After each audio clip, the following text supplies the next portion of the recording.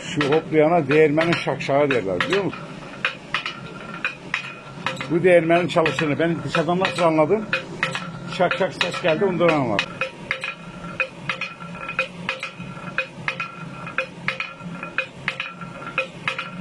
Hasan Ali Düzgünkaya bu köyde doğan, bu köyde çocukluğunu geçiren, ilkokulu burada bitiren, ilkokuldan sonraki süreçte de hep çıraklık ve kalfalık, ustalık aşamalarında çeşitli işlerde çalışan, sonra 70'li yıllar içinde bulunduğu koşullar onun devrimci olmasına neden oluyor. Ve Hasan Ali Düzgünkaya bir yoldaşıyla birlikte köyden sahibi olan Ali Musa Ağdaş yoldaşıyla beraber yataklarını vagonlara koyup Ankara'ya devrim yapmaya gidiyor. O yıllardan sonraki süreç içerisinde 70'lerden 90'lara, 2000'lere kadar metropollerde yaşayan, belli yıllar içerisinde 80 darbesini yaşayan, 80 darbesinde cezaevinde kalan, açlık grevleri yaşayan, ölüm oruçlarına tanıklık eden, yoldaşlarını ölüm oruçlarında kaybeden, kendisi 28 günlük açlık grevinde mide kanaması geçirip tedaviyi kabul etmeyerek arkadaşlarını yalnız bırakmayan ve o süreçte rahmetli babasıyla yaz ayı olmasına rağmen babası rüyasını görüyor oğlunun durumu iyi değil diye. Benim de rahmetli babamın son görüşüm oluyor. Hasan Ali Düzgünkaya böyle bir adam. Metropollerdeki yaşamdan sonra da oradan kendisinin de bitmeye başlayacağını hissetmesiyle topraklarına dönüyor ve şimdi kendi toprağında tarım işiyle uğraşıyor. Kendi toprağına duyduğu özlem, kendisini tekrardan keşfetmek gibi bir dert hemhal olunca ve dolayısıyla o dertle hemhal olurken kendisiyle yüzleşmek gibi bir derdi de beraberinde getirdi bu süreç.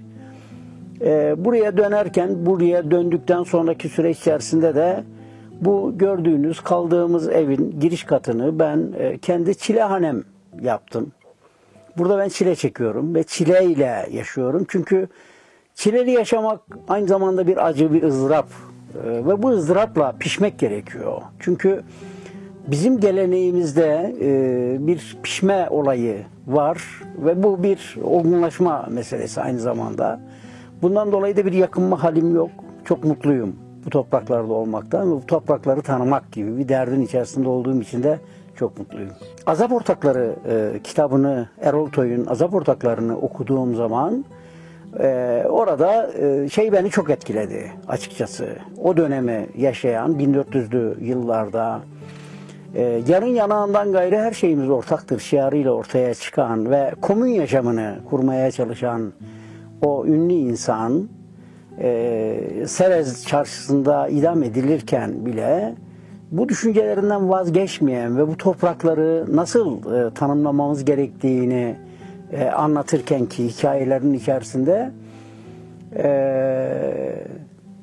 bu toprakların, memleketin bu Siirt'in bir ilçesi olan Ahlatlı Hüseyin Efendi ile girdiği çilehane dönemi beni çok etkileyen dönemlerden bir tanesidir.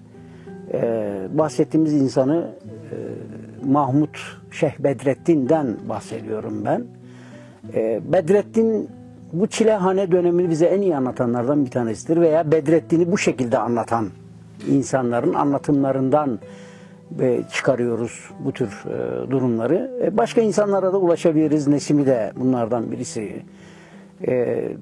Yani ilk geldiğimde ben kara kılçık tohumu bulmakla meşgul olmaya başladım. Kafamda zaten gelmeden önce bunları tasarlamaya başlamıştım. Bunun tohumunun ekilmesinin nedenlerinden bir tanesi kapitalizm karşıtlığı duruşumuz. Yani bu aynı zamanda dünyayı yöneten sistemin karşısında alternatif ve kendisi olmaya has bir insanlığın varlık hali. Bir mazlumluk durumu, bir mağduriyet meselemiz var. Aidiyetler üzerinden de baktığımızda insanlar kendilerini aidiyetleriyle ifade ederler. Yani Kızılderilileri başka bir aidiyet üzerinden anlattığınızda Kızılderili anlaşılmaz.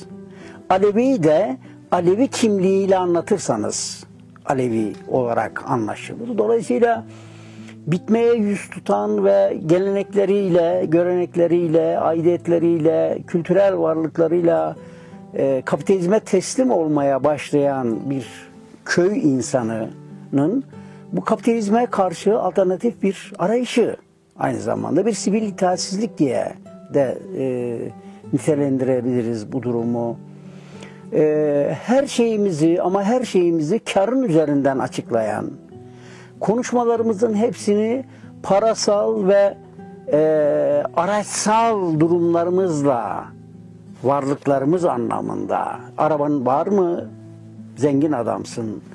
Dairen var mı? Zengin adamsın. Ve ben mülkiyetsiz bir adam. Dolayısıyla bu mülkiyetsiz kimliğimle de yarattığım değer üzerinden, yaratılması gereken bu değerin, kaybolmaya yüz tutan bu değerin yeniden var edilmesi, aynı zamanda kültürel bir kimlik edinme, bu kültürel kimliği devam ettirme noktasında bir dert. Yani tohumun yıllık olarak kaç yıllık olduğuyla alakalı çok çeşitli söylentiler var. 200 yıllık olduğunu söyleyen de var, daha uzun olduğunu söyleyen de var. Ama ben çocukluğumda tanık oldum Karakılçık'a. Çok dolaştım, çok gezdim.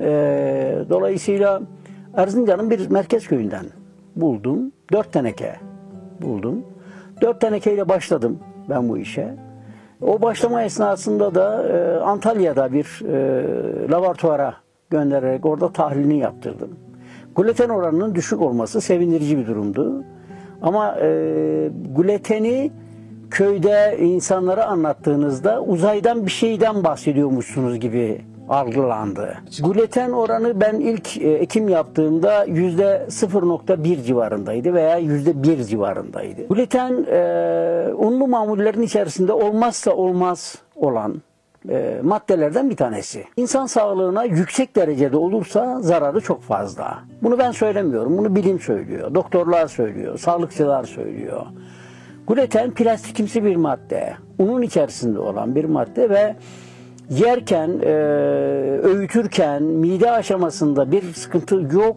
Fakat ince bağırsak emilim yaptığı zaman bağırsak belli periyotlarda işlev gören bir organizasyon ve organizma olması nedeniyle gluteni yüksek unlu mamuller aşamasına geldiğinde emilim yapamıyor ve beyne kanı pompalayamıyor. Şu zararı var esas itibariyle, beyne düzenli kan pompalanmadığı zaman beyin merkez olma vasfı nedeniyle diğer görevlerini yerine getiremiyor. Yani vücudu kontrol etme ve diğer olumsuz hastalıklar, mikroplar veya virüsler oluştuğunda onlara müdahale etmekte zayıflanıyor.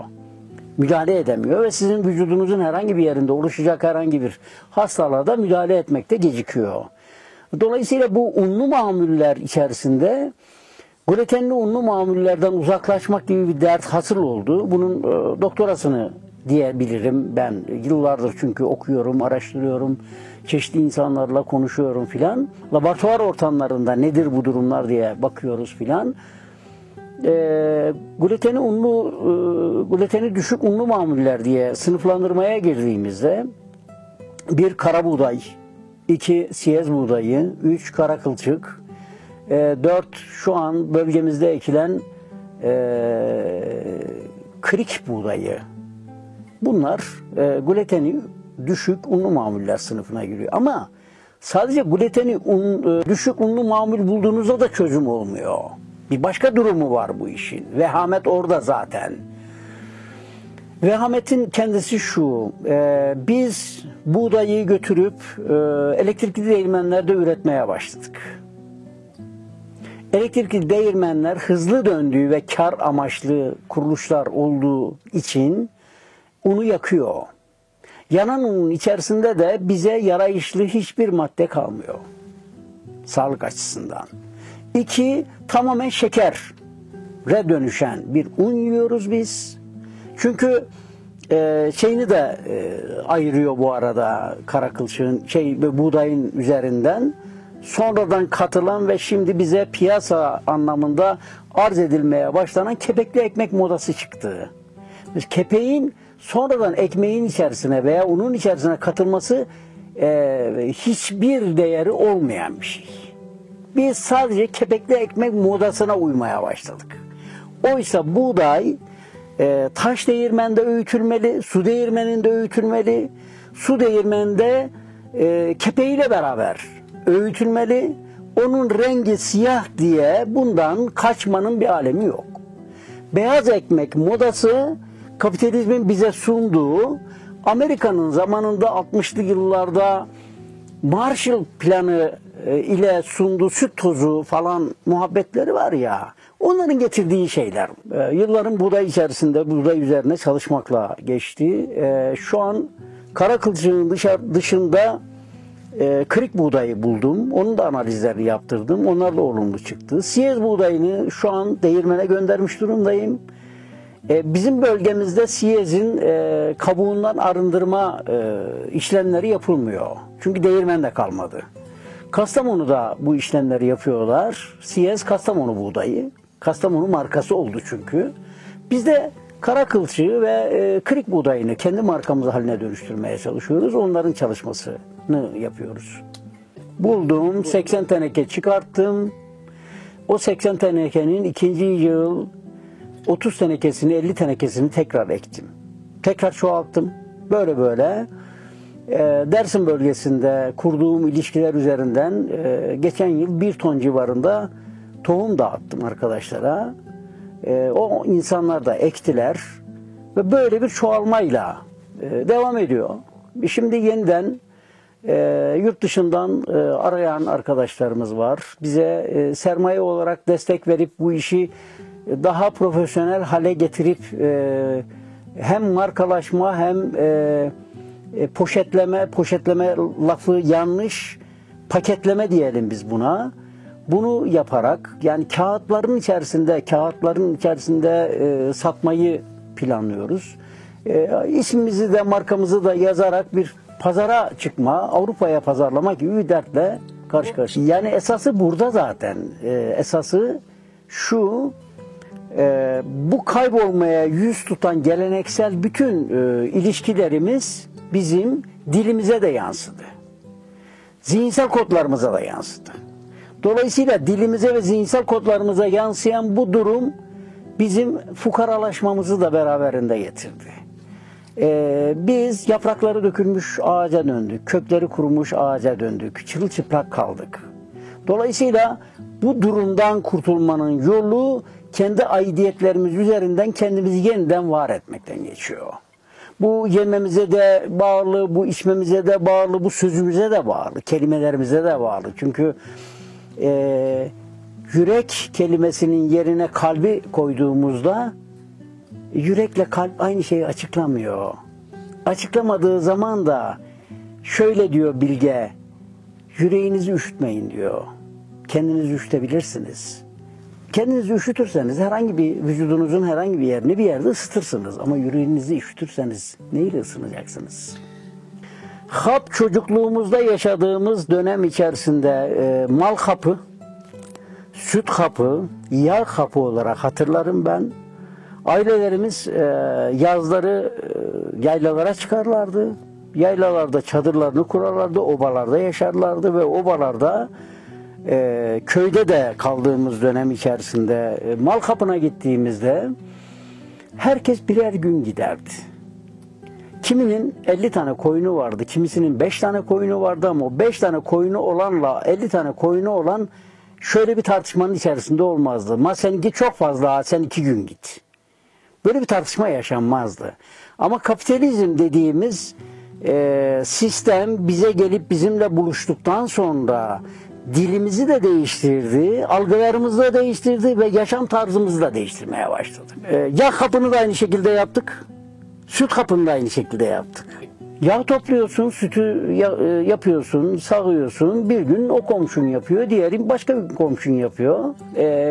Babam rahmetli anlatırdı, bizim ev en yoksul evlerden bir tanesiymiş. Ama bizim ev misafiri hiç eksik olmayan bir evmiş.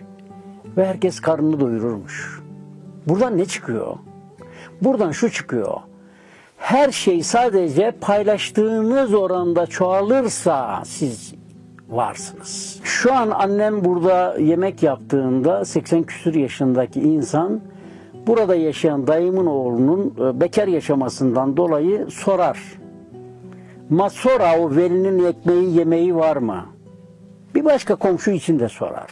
Değirmen konusunda sıkıntılarımız var çünkü yerel değirmenleri hemen hemen kaybettik gibi. Bizim köyde yoktu ama yakın köyümüzde vardı. O köydeki değirmen de yerle eksan oldu. Önce taşlarını satmışlar vatandaşlar. Değirmen de yerinde yerler esiyor şu an.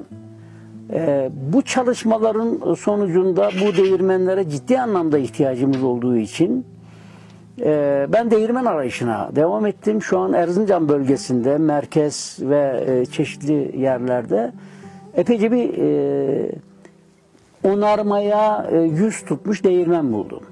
Ve bu değirmenleri Erzincan valisiyle görüşme haline dönüştürdük.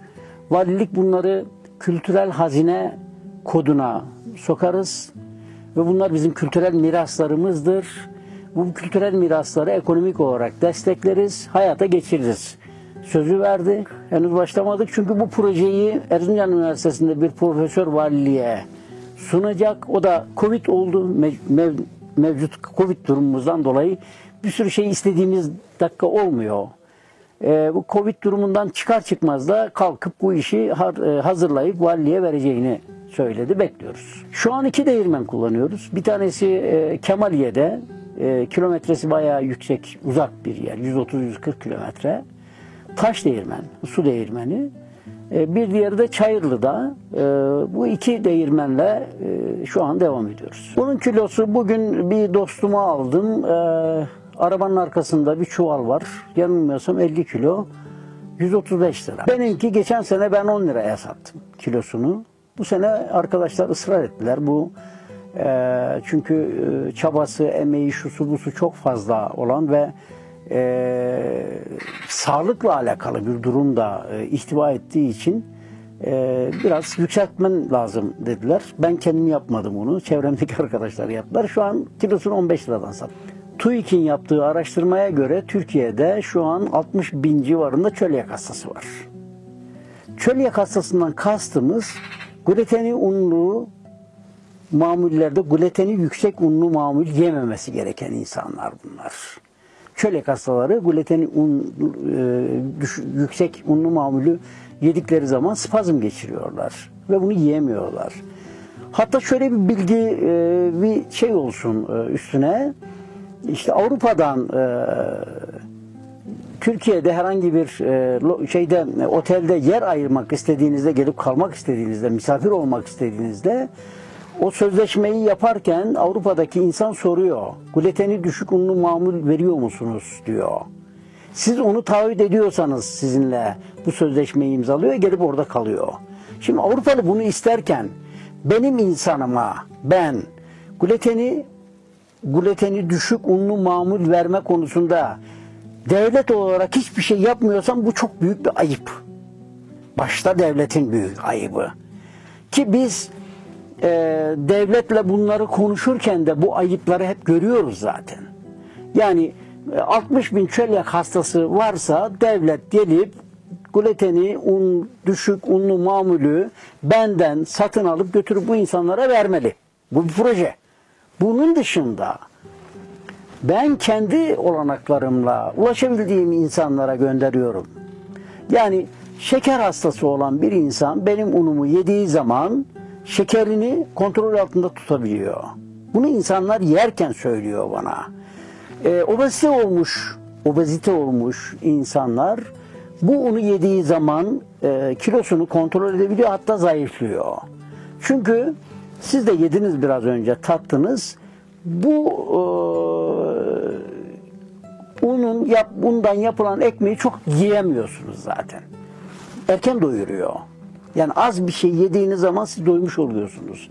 Ama şekerli olan, glutenli, yüksek unlu mamul size sürekli iştah açtırıyor ve fazla yediriyor. Şişmanlamanın nedenlerden bir tanesi de bu. Şöyle bir şey, yine geldik işin hem inançsal boyutuna, hem eğitimsel boyutuna, hem geleneksel boyutuna.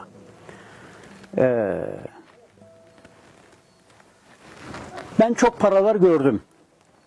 Çok büyük zenginlikler gördüm ve dolayısıyla bunların insan denilen varlığa çok büyük mutluluklar getirmediğini de bilen bir insan olarak geldim. Çok net söylüyorum. Ben mülkiyetsiz bir adam. Dolayısıyla çok para denilen hikaye benim işim değil. Hedef şu, buradan yola çıkarak kooperatifleşmek gibi bir derdimiz var. Ama kooperatifleşme, en yakın arkadaşımla konuştuğum zaman bile sistem tarafından tükaka edildiği için ürkülen bir şey. Bir şirketleşme durumu da söz konusu bu işin içerisinde. Hedef şu, bu işi bu miktarlardaki trendlerle Avrupa'ya da pazarlayabilir miyiz diye arkadaşlar konuşuyorlar benimle. Arkadaşlarıma da hep şunu söylüyorum. Ben işin pazarlama ve benzeri aşamalarında değilim. Ben üretim aşamasındayım. Ben üretimi daha fazla nasıl iyileştirebiliriz aşamasındayım. Ben şimdi valiyle önümüzdeki günlerde yapacağımız bir görüşmede bu köyde bir laboratuvarın kurulmasını isteyeceğim. Benim böyle bir derdim var. Çünkü ben tohumun da analizini yapacak bir laboratuvara ihtiyaç olduğu gibi toprağın da analizini yapacağım bir laboratuvara ihtiyacım var. Benim aynı zamanda gübre problemim var. Gübreyi de üreteceğim bir laboratuvar gerekiyor bana. Dolayısıyla ben işin bu kısmıyla daha fazla düşünsel anlamda yoğunlaşan bir insan olduğum için ben işin bu anlamıyla da vicdani boyutuyla da çok alakalıyım. Yani bir başka arkadaş benden tohumu alıp internet ortamında 25 liraya 30 liraya sattığını gördüğümde açıp telefonu, ya bu çok ahlaki değil lafını eden bir insanım. Israrım şu, ekici arkadaşlarla bunları konuşuyorum. Yani un verdiğim bir insana telefon açıp bu unu aldığında evine bir tane de ekmek teknesini, tahtadan bir tekneyi, hamur yapmak için bir tekneyi almasını istiyorum. Tekneyi niye istiyorum? Hamur, naylon bir şeyin içerisine girdiği zaman ruhunun bozulduğunu düşünüyorum. Tahta olacak. Çünkü tahtanın içerisinde siz bir hamuru yaptığınızda, hatta hamurun nasıl yapılması gerektiğini telefon açıp soran arkadaşlarıma da nasıl hamur yapılması gerektiğini de anlatıyorum. Öleceğim zamana kadar insanları yanıltmayacağımı, kendimin de yanılmayacağını düşünüyorum. Çok aldatıldık, çok aldandık, belki de aldattık zaman zaman. Çünkü kapitalizmin yaşam koşulları bunlar. Sütten çıkmış aç kaşık değiliz. Ama bu çile durumu ve kendimizle yüzleşme durumu bize nasıl bir insan olmamız gerektiğini öğrettiği için buradan çok vazgeçmeyi ben doğru bulmuyorum.